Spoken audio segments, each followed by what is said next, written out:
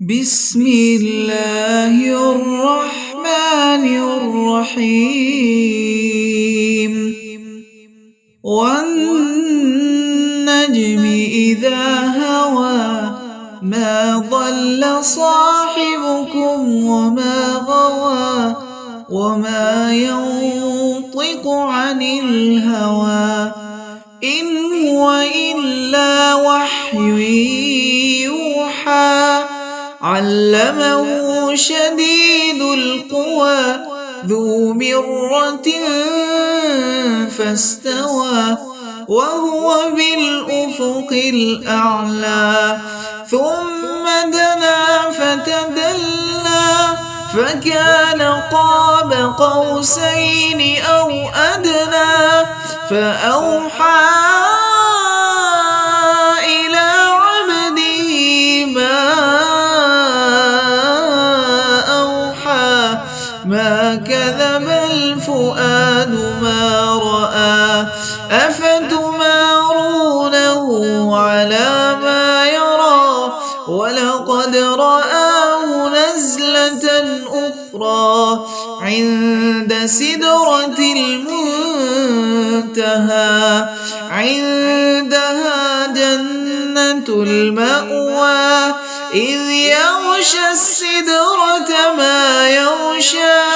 ما زاغ البصر وما طغى لقد رأى من آيات ربه الكبرى أفرأيتم اللات والعزى ومناة الثالثة الأخرى ألكم الذكر وله الأنثى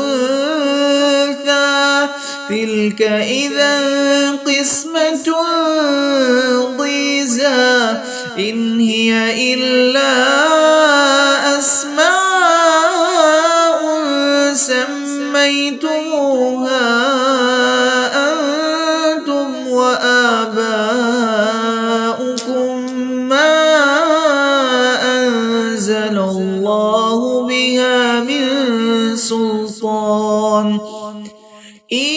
يتبعون إلا الظن وما تهوى الأنفس ولقد جاءهم من ربهم الهدى أم للإنسان ما تمنى فلله الآخرة والأولى وكم من ملك في السماوات لا تغني شفاعتهم شيئا إلا من بعد أن يأذن الله لمن يشاء ويرضى إن الذين لا يؤمنون بالآخرة ليسمون الملائكة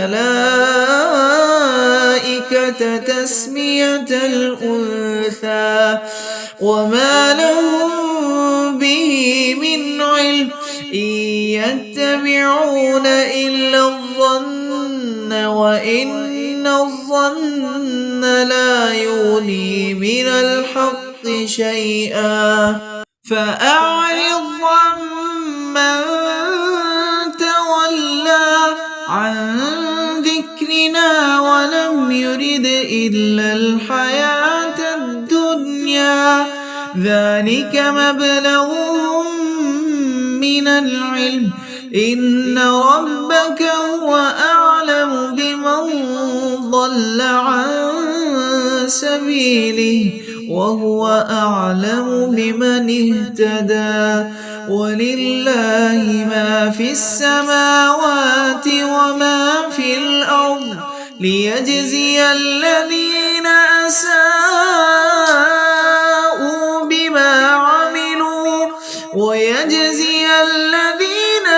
أحسنوا بالحسنى الذين يجتنبون كبائر الإثم والفواحش إلا اللمم إن ربك ربك واسع المغفرة هو أعلم بكم إذ أنشأكم من الأرض وإذ أنتم أجنة في بطون أمهاتكم فلا تزكوا أنفسكم هو أعلم بمن اتقى أفرأيت الذي تولى وأعطى قليلا وأكدى أعنده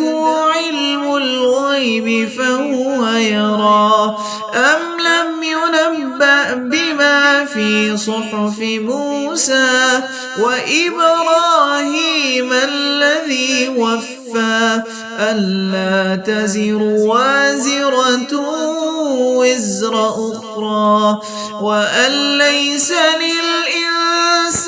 إلا ما سعى وأن سعيه سوف يرى ثم يجزاه الجزاء الأوفى وأن إلى ربك المنتهى وأنه هو أضحك وأبكى وأنه هو أمات وأحيا وأنه خلق الزوجين الذكر والأنثى من نطفة إذا تمنى وأن عليه النشأة الأخرى وأنه هو أغنى وأقنى وأنه هو رب الشعرى وأنه أهلك عادا الأولى وثمود فما أبقى وقوم نوح من قبل إنهم كانوا هم أظلم وأطغى والمؤتفكة أهوى فغشاها ما غشى فبأي آلاء ربك تتمارى هذا نذير من النذر الأولى أزفت الآزفة ليس لها من دون الله كاشفة أفمن هذا الحديث تعجبون وتضحكون ولا تبكون وأنتم سامدون فاسجدوا لله واعبدوا